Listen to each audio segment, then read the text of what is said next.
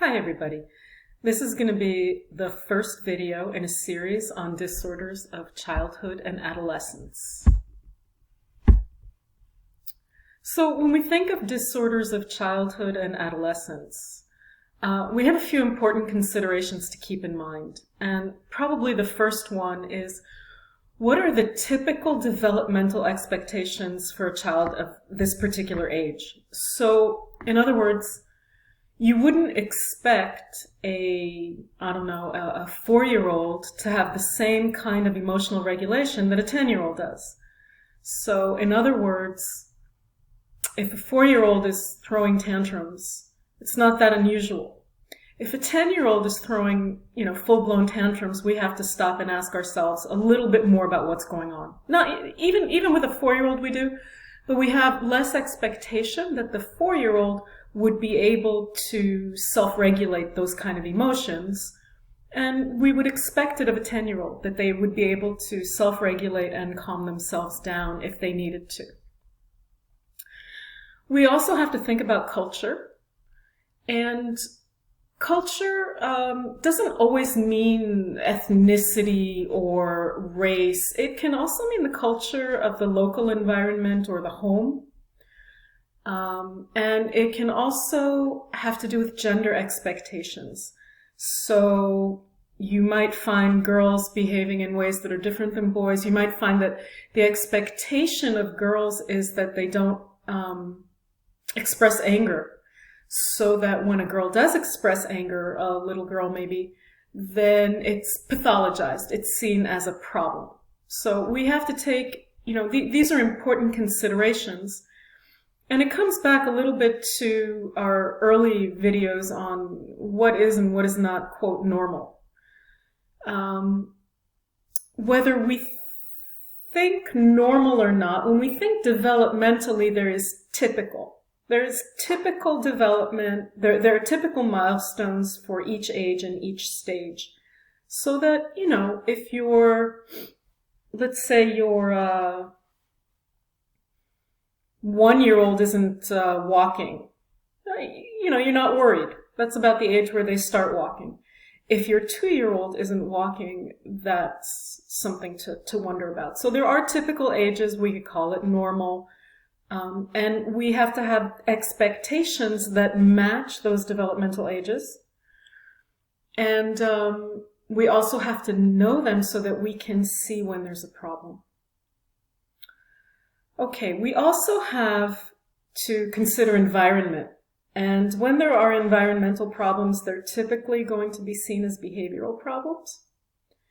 And some of these are, obvious. Trauma or abuse is going to create behaviors that are going to draw attention.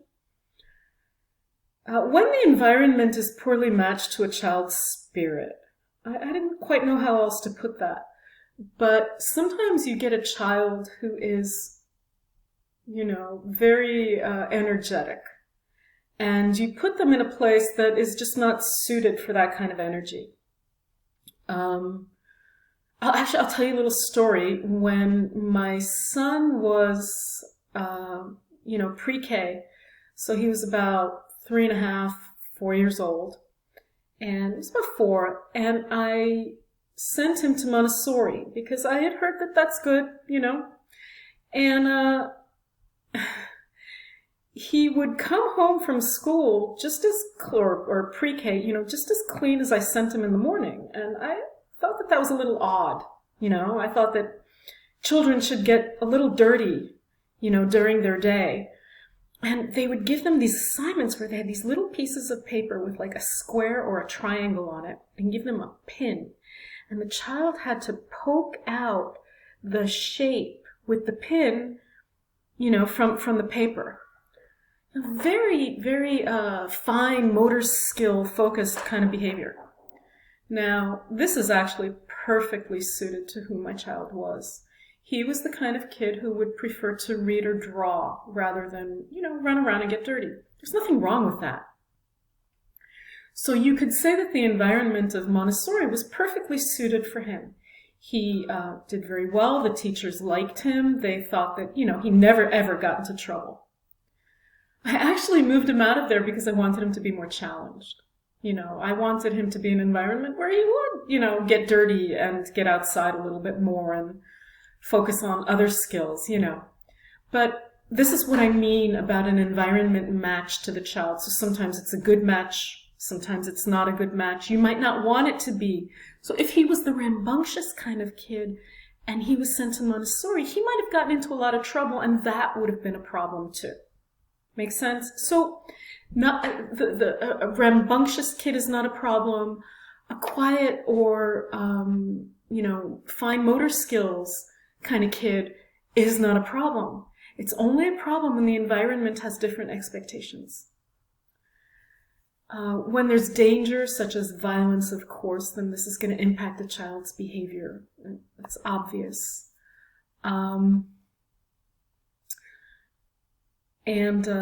So I worked, another story, I worked at the Los Angeles Child Guidance Clinic, and these children were some of the poorest children in Los Angeles, and some of the children who came from the most dangerous neighborhoods. And at the end of the day, sometimes kids would run away when it was time to get on a bus, and they would just take off, or they would hide inside the building. And this building had a gate, the kind of tall iron posts with the points on top, And you'd think that the gate was to keep the children in. It was actually to keep them out, in a way. I mean, it was for other things too. But what would happen was some of these children lived in such dangerous environments that they didn't want to go home. So when the bus came, they would bolt or hide. And many of them were sleeping in abandoned cars and in little self-made caves around the clinic. When I say caves, I mean made in, bushes and trash. So you're going to see all kinds of behavior here, right? Even just the running away and bolting at the end of the day. Sometimes they try and stay inside. If there's poverty to the point where the child's needs aren't met, a hungry or tired child is not a well-adapted child. That's a child that's going to have problems, right? And then family dynamics. Family dynamics are important. Sometimes what happens, and you see I put here identified patient. Sometimes the child carries the symptoms for the family. And what I mean by that is, let's say the parents are having a lot of tension or a lot of problems. And children pick up on these things, right? And the child notices that every time that they get into trouble at school, the parents come together to the school, let's say, to meet with the principal or the teacher. Or it forces the parents to talk to one another. So now this sounds all very conscious. Typically it's not conscious, but the child starts getting into more and more trouble. And in a way, there's a way here in which what the child's really doing is carrying the parents' problem, right? And trying to get the parents together. Often, and I don't want to get into this too much because the identified patient, there are books and books written about it, but with children, sometimes we have to consider that the person brought to treatment is the child, and often is the one who has symptoms, but often this is actually the healthiest person in the system. So this child is acting out, and the family comes in and points the finger, if you're doing family therapy, and turns out that there are all kinds of problems in the family that are getting ignored because the child is carrying the symptoms. And once you start taking care of the child's symptoms, or you start pulling out the family's problems, the child starts getting better. Or you start taking care of the child and the family gets worse. So, the balance is going to come out. So this is the beginning of important considerations. And I'm going to stop this video here.